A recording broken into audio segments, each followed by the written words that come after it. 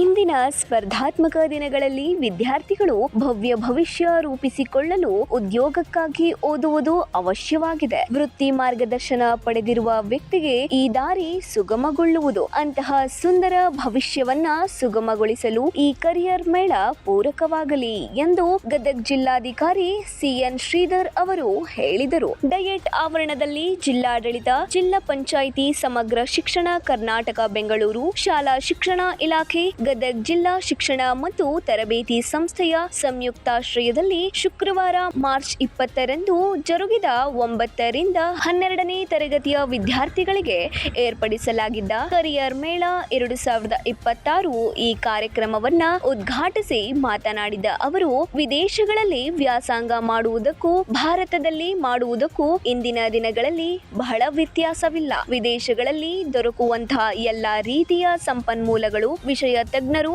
ಭಾರತದಲ್ಲಿಯೂ ಸಹ ಇದ್ದು ಕಲಿಕಾ ಸಾಮಗ್ರಿ, ಮಾಹಿತಿ ಮತ್ತು ತಂತ್ರಜ್ಞಾನ ಹಾಗೂ ಸಾಧಿಸಬೇಕೆಂಬ ಛಲದೊಂದಿಗೆ ಉನ್ನತ ಅಧ್ಯಯನ, ಉನ್ನತ ಸಾಧನೆ ಮಾಡಬಹುದಾಗಿದೆ ಎಂದರು. ಈ ವೇಳೆ ಗದಗ ಜಿಲ್ಲಾ ಚಿತ್ರಕಲಾ ಶಿಕ್ಷಕರಿಂದ ಚಿತ್ರ ಪ್ರದರ್ಶನ, ವಿವಿಧ ಇಲಾಖೆ ಯೋಜನೆಗಳ ಕುರಿತು ಹಾಗೂ ಶಾಲಾ ವಿದ್ಯಾರ್ಥಿಗಳ ವಿಜ್ಞಾನ, ಗಣಿತ ಪ್ರಯೋಗಗಳ ಮಳಿಗೆ ಜನಮನ ಸೆಳೆದವು. ಕಾರ್ಯಕ್ರಮದಲ್ಲಿ ಗದಗ ಗ್ರಾಮೀಣ ಕ್ಷೇತ್ರ ಶಿಕ್ಷಣಾಧಿಕಾರಿಗಳಾದ ವಿವಿ ನಡುವಿನ ಮನಿ, ಡಯಟ್ ಹಿರಿಯ ಉಪನ್ಯಾಸಕ ಬಿಎಫ್ ಅರವಟಗಿ, ಡಯಟ್ ಉಪನ್ಯಾಸಕ ಕೆವೈ ವಿಭೂತಿ, ಗದಗ ಜಿಲ್ಲಾ ಚಿತ್ರಕಲಾ ಶಿಕ್ಷಕರ ಸಂಘದ ಅಧ್ಯಕ್ಷರಾದ ವಿಜಯ್ ಕೆರೆಸೂರ, ಅಧೀಕ್ಷಕರಾದ ಶ್ರೀಮತಿ ಶೈಲಜಾ ತಟ್ಟಿ ಮತ್ತಿತರರು ಉಪಸ್ಥಿತರಿದ್ದರು.